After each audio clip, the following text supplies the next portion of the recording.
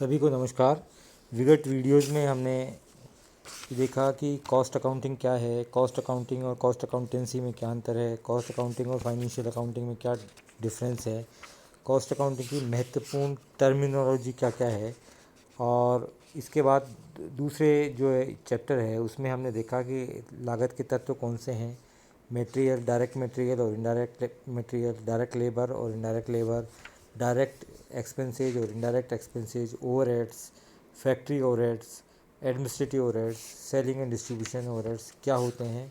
और इनके आधार पर हम prime cost, works cost, cost of production, cost of goods sold और सेल्स और प्रॉफिट, ये किस प्रकार से इनकी गणना की जाती है और किस प्रकार से कॉस्ट शीट हम तैयार करते हैं, इन सभी के बारे में हम जो है वो पूर्व के जो है अध्याय में हम अध्ययन कर चुके हैं। आज के अध्याय में हम ये देखेंगे कि कॉस्ट का जो पहला पार्ट एलिमेंट था मटेरियल, उसके बारे में हम अध्ययन करेंगे और ये हम देखेंगे कि इस मटेरियल को आखिर नियंत्रित कैसे की जाए जिससे कि हमारी लागत कम से कम हो सके। और उसमें जो मटेरियल कॉस्ट कंट्रोल में जो सबसे महत्वपूर्ण पार्ट है वो है इन्वेंट्री कंट्रोल। इसके बारे में हम अध्ययन करेंगे।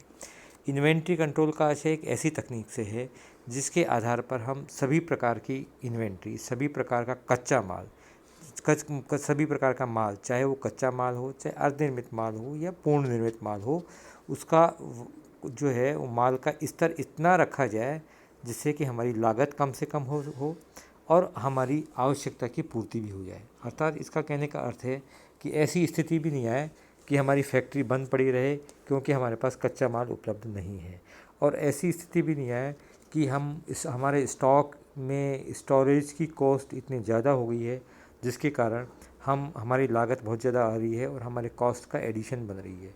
अर्थात इसका उद्देश्य, सामग्री नियंत्रण का जो उद्देश्य है वो यही उद्देश्य है कि सभी प्रकार की सामग्री सही समय पर, सही मात्रा में, कम से कम मूल्य पर उपलब्ध हो सके जिससे कि हमारी प्रति इकाई जो लागत है वो इसमें कम से कम आए। यही हमारा सामग्री नियंत्रण का उद्देश्य है। अब सामग्री नियंत्रण की क्या आवश्यकता पड़ी, इसको क्यों हम उपयोग में लाते हैं और उसकी अलग अलग प्रकार की जो तकनीकें हैं जिसका अपन आगे अध्ययन करेंगे वो हम क्यों उपयोग में ला रहे हैं, उसके बारे में हम देखते हैं। सामग्री की नियंत्रण की आवश्यकता इसलिए पड़ी, सबसे पहला जो उद्देश्य है उसका यह है कि हम सामग्री का पूर्वानुमान लगा सकते हैं। हम ये अनुमान लगा सकते हैं कि किस समय पे कितनी मात्रा में सामग्री आवश्यकता होगी, कब आवश्यकता होगी और सामग्री की किस्म क्या होगी, कब खरीदना है, कौन से समय में खरीदना है जिससे कि कम से कम मूल्य में हम सामग्री प्राप्त कर सकें और इसके साथ साथ उसकी भंडारण की लागत भी कम से कम हो। तो इन सभी का पूर्वानुमान लगाने के लिए हमको मटेरियल कंट्रोल की आवश्यकता है। दूसरा है उचित मूल्य पर क्रय किया जाए। ये भी आवश्यक है कि सामग्री तो हमेशा मिल जाएगी मार्केट में, क्योंकि मार्केट का आकार जो है, साइज़ है, वो बहुत बड़ा है और हो सकता है कि उस मार्केट की साइज़ की तुलना में हमारे फर्म का आकार तुलनात्मक रूप से छोटा हो, इसलिए सामग्री हमेशा उपलब्ध हो जाएगी। लेकिन सबसे महत्वपूर्ण है कि सामग्री उचित मूल्य पर हो, सही मूल्य पर हो और सही क्वालिटी की सामग्री हमको मिले। उसके लिए हमको सामग्री नियंत्रण की आवश्यकता होगी।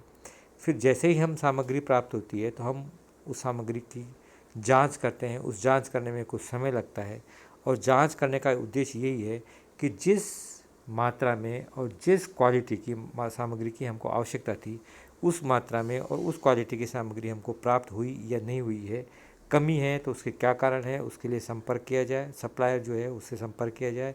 अधिक मात्रा में आई है तो उसके लिए दोषी कौन है, उन सब का पता लगाया जाए। तो ये हमारी सामग्री नियंत्रण जो है, हमारा मटेरियल कंट्रोल है, उसका एक उद्देश्य है। फिर है कि भंडारण में संतुलन हो। संतुलन का मतलब ये है कि भंडारण न तो इतना ज़्यादा हो जिससे कि हमको भंडारण करने के लिए अतिरिक्त भंडारण की आवश्यकता हो, उसकी लागत बहुत ज़्यादा है, और न भंडारण इतना कम हो कि हमारी जो मौसमी आवश्यकता है, जो सामयिक आवश्यकता है उत्पादन की जो है वो कम नहीं पड़े जिससे कि हमारे उत्पादन कार्य में बाधा नहीं हो। तो ये भी इसका एक बहुत महत्वपूर्ण पक्ष है। फिर सामग्री के क्षय और गबन पर नियंत्रण जरूरी है। रोकड़ के बाद सबसे ज़्यादा गबन जो होता है वो सामग्री का ही होता है, इसलिए सामग्री नियंत्रण का उद्देश्य यही है कि उसमें चोरी कम से कम हो, क्षय कम से कम हो, गबन कम से कम हो। इसीलिए हम ये उपयोग में लाते हैं कि सामग्री का जो है वो नियंत्रित किया जाना आवश्यक है। फिर सूचनाएं समय पर मिले, सूचनाएं उपलब्ध होना आवश्यक है, और सूचना उपलब्ध तभी हो सकती है जबकि हम सामग्री नियंत्रण पर्याप्त मात्रा में रखें, क्रय से संबंधित सूचना हमारे पास हो, लागत से संबंधित सूचना हमारे पास हो, और सभी प्रकार की जो आवश्यक सूचनाएं हैं वो प्राप्त हो सके। फिर उसके बाद में जो है और इसके अलावा कार्यशील पूंजी की आवश्यकता पड़ती है। जैसे ही हम कच्चा माल खरीदते हैं तो हमको कार्यशील पूंजी की आवश्यकता पड़ती है। तो कार्यशील पूंजी किस समय कितनी होगी, क्योंकि कार्यशील पूंजी की जो लागत है वो तुलनात्मक रूप से स्थायी पूंजी की तुलना में अधिक होती है। इसलिए जिस समय जितनी मात्रा में हमको स्टॉक की आवश्यकता है उसका अनुमान लगाना आवश्यक है, जिससे कि उसी के अनुसार हम कार्यशील पूंजी की व्यवस्था कर सकें। कार्यशील पूंजी चूँकि अल्पकाल के लिए ली जाती है, बैंकों से ली जाती है, या अल्पकालीन जो है वो ऋणदाताओं से ली जाती है, अल्पकालीन वित्तीय संस्थाओं से ली जाती है। इसीलिए इस कार्यशील पूंजी को जो है के लिए ये आवश्यक है कि ये कार्यशील पूंजी जो है वो हम कम से कम उपयोग लें, उसकी लागत कम से कम आए, और ये तभी संभव है जब हम मटेरियल कंट्रोल सिस्टम पर्याप्त मात्रा में लागू कर सकें।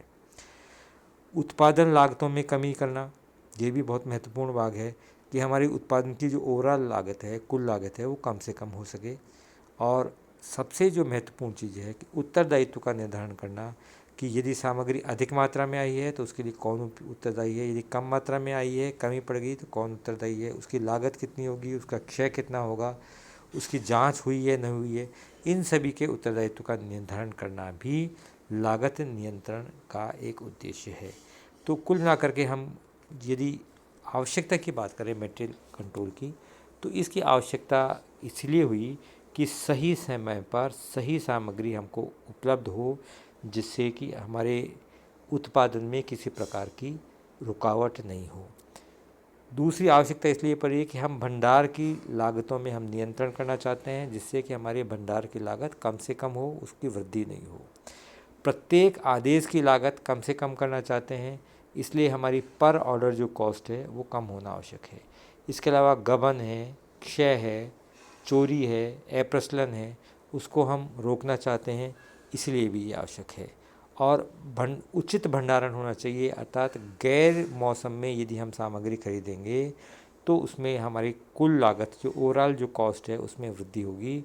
इसलिए उससे बचने के लिए पहले से पूर्वानुमान लगा करके और उस लागत का, उस सामग्री की आवश्यकता का निर्धारण करें, जिसके आधार पर हम उसको क्रय कर सकते हैं। इसके अलावा आग है, बाढ़ है, किराया है, असामान्य हानि है, उसको हानि को रोकने के लिए भी सामग्री नियंत्रण की आवश्यकता है। और कार्यशील पूंजी का अनुमान लगाना, भंडारण लागतों का अनुमान लगाना, ये भी एक महत्वपूर्ण तत्व है जिसके आधार पर हम सामग्री नियंत्रण जरूरी है। सामग्री नियंत्रण के लिए ये आवश्यक है कि हमारे बहुत सारे विभाग हैं, उनमें समन्वय स्थापित हो।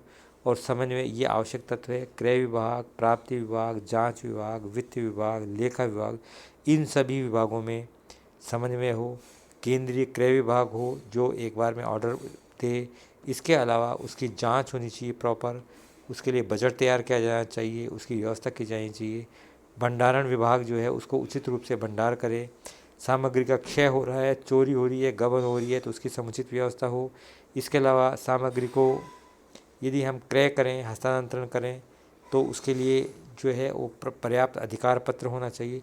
ये सारी व्यवस्था स्थापित करना भी सामग्री नियंत्रण का पार्ट है, सामग्री नियंत्रण का भाग है।